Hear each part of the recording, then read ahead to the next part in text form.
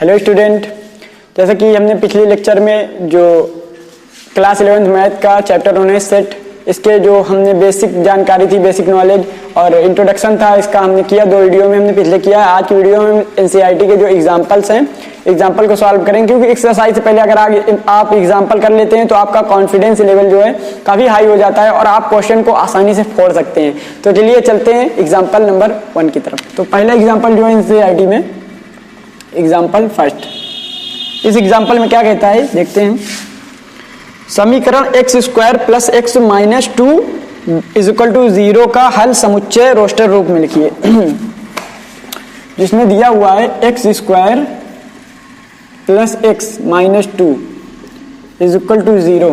तो इसका जो हल है, सॉल्यूशन, इसको समुच्चय रोस्टर रूप में हमको लिखना है। हमने पढ़ा है, सिंपल सा है समुच्चय रोस्टर रूप। कर्ली ब्रैकेट लगा के हम उसके जो सॉल्यूशन होंगे, सॉल्यूशंस होंगे, हल होंगे, उसको हम लिख के कॉमा से उसको डिफरेंशिएट करके या पृथक करके उसको हम कर्ली ब्रैकेट बंद कर देंगे। तो देखते हैं सेटिस्फाई कब करता है। अगर हम 1 रखते हैं इसमें तो 1 का स्क्वायर 1 और 1 तो 2 माइनस 2 यानी कि 1 भी होगा। इसका 1 क्या होगा, इसका सॉल्यूशन 1 होगा। 2 रखते हैं तो 2 2 4 2 6 माइनस 2 यानी 2 नहीं होगा इसका। लेकिन अगर हम -2 रखते हैं तो देखते हैं होता है -2 4 -2 4। तो 4 - 4 इज इक्वल टू 0। हाँ, ये सेटिस्फाई करेगा। तो यहाँ पे हम लिखते हैं -2। ठीक, ये हमारे 2 सॉल्यूशंस मिल गए, 1 एंड -2। अब ये तो हो गया, हम जान गए। लेकिन अब बात आती है समुच्चय निर्माण रूप नहीं, रोस्टर रूप में समुच्चय को कैसे प्रदर्शित करें। तो हम मान लेंगे कि कोई समुच्चय Z मान लेते हैं या K मान लेते हैं, कोई भी आप मान लीजिए समुच्चय है। तो इसको हम कर्ली ब्रैकेट लगाएंगे, उसके बाद 1 लिखेंगे -2, 1 एंड -2 और कर्ली ब्रैकेट क्लोज कर देंगे। ठीक, तो ये हमारा क्या हो गया, समुच्चय निर्माण रूप में ये हमारा हो गया। बस ये पहला एग्जांपल था। दूसरा एग्जांपल हम देखते हैं। दूसरा एग्जांपल क्या कहता है हमारा, ये दूसरा एग्जांपल है। दूसरे एग्जांपल में समुच्चय, सभी x का समुच्चय एक धन पूर्णांक है और x स्क्वायर छोटा है 40 से। मतलब सभी x का समुच्चय, क्वेश्चन कहता है सभी x का समुच्चय x एक धन पूर्णांक है। x एक क्या है, धन पूर्णांक है। और कह रहा है आगे, मतलब और शर्त भी रख दिया इसमें, क्या होना चाहिए, एक्स स्क्वायर छोटा होना चाहिए 40 से। लो, अब ये क्या बोला है भाई, यहां तक तो समझ में आता था सर एक्स एक धन पूर्णांक है, लेकिन ये क्या बोला आ गई, एक्स स्क्वायर छोटा है 40 से। तो इसको देखते हैं, बहुत ही सिंपल क्वेश्चन है। जब हम सिंपल करेंगे, सिंपल बेसिक चीजें अगर हम समझे रहेंगे तो बड़े क्वेश्चन भी आसानी से हो जाएंगे। लेकिन जब हमें बेसिक नहीं आएगा तो आगे बड़े क्वेश्चन में बेसिक का ही काम रहता है। जो लोग बेसिक करते हैं वो बड़े बड़े क्वेश्चन भी आसानी से फोड़ देते हैं। तो देखते हैं इसमें क्या है, कुछ नहीं, एक्स सच दैट एक्स, मतलब सभी एक्स का समुच्चय एक्स एक धन पूर्णांक है। इतनी बात तो पता चली कि एक्स क्या है, एक धन पूर्णांक है। लेकिन ये फिर आ गया एक्स स्क्वायर 40 छोटा है 40, ये क्या है। अब एक से धन पूर्णांक है तो यहाँ पे हम कुछ भी लिख सकते थे। धन पूर्णांक मतलब धन रहता 1 2 3 4 5 6 7 8 ऐसे लिखे हम, कुछ भी डॉट डॉट डॉट कॉमा करके कुछ भी ऐसे हम लिख सकते थे। ठीक, ऐसे हम लिख सकते थे। धन पूर्णांक ये सभी है ना, तो इसको हम कुछ भी लिख सकते थे। लेकिन फिर ये शर्त दे दी हमको कि एक्स स्क्वायर छोटा होना चाहिए 40 से। ये सब हम एक्स की जगह पे रखेंगे। ठीक, लेकिन जो एक्स स्क्वायर होना चाहिए हमारा वो छोटा होना 40 से, छोटा होना चाहिए 40 से। तो हम देखते हैं कि 1 का स्क्वायर हम करेंगे तो हमें मिलता है 1, 2 का स्क्वायर करेंगे हमें मिलता है 4, 3 का स्क्वायर करेंगे हमें मिलता है 9, 4 का स्क्वायर 16, 5 का 25, 6 का 36 और फिर 7 करते हैं तो क्या हो जाता है 49। हमें कह क्या रहा है, एक्स स्क्वायर छोटा होना चाहिए 40 से। तो यहाँ पे क्या हो गया, 40 से ज्यादा हो गया, तो मतलब हम ले सकते हैं यहीं तक। तो यहाँ तक कौन कौन आया, तो यहाँ तक सिर्फ ये ही आएंगे। तो अब हमें पता चल गया कि हमारा जो सॉल्यूशन है वो यहीं तक लाई करेगा, 1 से लेकर 6 तक। लेकिन अब हम इसको लिखेंगे कैसे रोस्टर फॉर्म में, तो सिंपल सी बात है। रोस्टर फॉर्म के लिए हम एक कॉमा कर्ली ब्रैकेट लेंगे, उसके बाद 1 2 3 4 5 6 कर्ली ब्रैकेट क्लोज।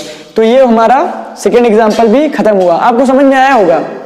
तो इस तरह से तीसरा एग्जांपल देखते हैं। तीसरा एग्जांपल में क्या कह रहा है, तीसरे एग्जाम्पल में कह रहा है कि समुच्चय है एक 1 4 9 16 25। ऐसे यार डस्टर कहाँ गया, इसी से काम चलाना पड़ेगा, डस्टर भी। तो तीसरा एग्जाम्पल देखते हैं। तीसरा एग्जाम्पल क्या है? Example number 3। इसमें कह रहा है एक सेट है कोई समुच्चय ए 1, 4, 9, 25, तो मतलब 1, 4, 9, 25, 36 इस तरह से होते हुए चला जाएगा। ठीक, अब 25 इसे मतलब समुच्चय निर्माण रूप में लिखना है। अब इसमें एक हमको पैटर्न ढूंढना है।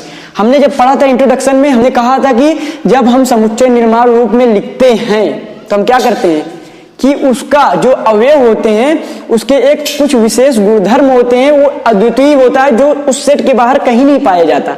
याद है ना बात वाली? हाँ, वही कॉन्सेप्ट यहाँ पे लगेगा। यहाँ पे हम देखें 1, 4, 9, 25। ठीक है, क्वेश्चन फिर से देखते हैं यह है क्या। 1, 4, 9, 16, 25। सॉरी, एक गलती हो गई यहाँ पे 16 भी होना चाहिए। 16, 25। ठीक है ना? अब ठीक है, तो यहाँ पे 16 भी होना चाहिए, स्किप हो गए थे। तो ये 16, 25 ये है। अब यहाँ पे एक पैटर्न कुछ दिख रहा है आपको? नहीं दिख रहा? मुझे तो दिख रहा है एक पैटर्न।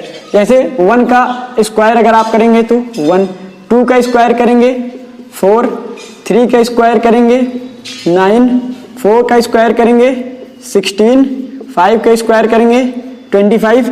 ऐसे करते जाएंगे। आपको सब मिल रहा है इसमें? आप कहेंगे हाँ सर मिल रहा है, तो ठीक समझ में आया होगा आपको। तो आपको अब समझ में आ गया कि ये इसी लाई कर रहा है कि मतलब ये जो है सब स्क्वायर है। तो अब तो पता चल गया कि एक इसका स्क्वायर, एक का स्क्वायर ये है। लेकिन सर ये समझ में आ गया, अभी लिखना होता तो हम लिख देते कि रोस्टर फॉर्म में कि 1 का स्क्वायर, 2 का स्क्वायर, 3 का स्क्वायर, 4 का स्क्वायर, इस तरह करके हम रोस्टर रूप में लिख देते, डॉट डॉट डॉट ऐसे करके, मतलब जहां तक जाता मतलब इन्फिनिटी तक है तो वहां तक का स्क्वायर हो जाता। लेकिन सर इसमें हम कैसे लिखेंगे कि रोस्टर समुच्चय निर्माण रूप में सेट बिल्डर फॉर्म में कैसे लिखें? तो सिंपल है, इसको देखो, ये जो सेट हम माने हुए हैं ए, तो ए इज इक्वल टू हम लिखेंगे, करली ब्रैकेट लगाएंगे, एक्स सच दैट एक्स। अब लिखेंगे धन पूर्णांक कह रहा है क्वेश्चन में, तो क्या करेंगे? एक पूर्णांक का वर्ग है, एक्स स्क्वायर ले सकते हैं यहाँ पे, x that is equal to x square. X square आप लिख सकते हैं, या लिख सकते हैं एक धन पूर्णांक का वर्ग है, ये भी लिख सकते हैं आप। एक वर्ग है, एक संख्या का वर्ग है, और उसके बाद एक्स लिखेंगे, और क्या लिखेंगे? और एक्स जो है हमारा ये रिलेटेड नेचुरल नंबर। तो मतलब प्राकृतिक संख्या, एक प्राकृतिक संख्या का वर्ग एक इस तरह से भी लिखा जा सकता है इसको, जैसे एक्स सच दैट एक्स, या तो आप इस तरह से लिखें या इस तरह से लिखें आप।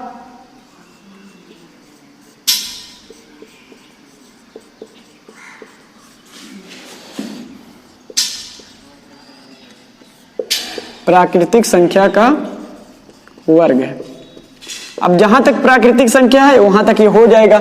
यहां पे भी आप कर दिए क्या, सभी एक्स का समुच्चय x is equal to x square और एक्स रिलेटेड नेचुरल नंबर। इसको भी मैंने बताया था जब नेचुरल नंबर की बात कर रहे थे हम शुरू में। तो ठीक है, आज की वीडियो में फ्रेंड्स इतना ही। आई होप आपको ये वीडियो अच्छा लगा होगा। अगर अच्छा लगा है तो आप वीडियो को अपने दोस्तों के साथ शेयर कीजिए।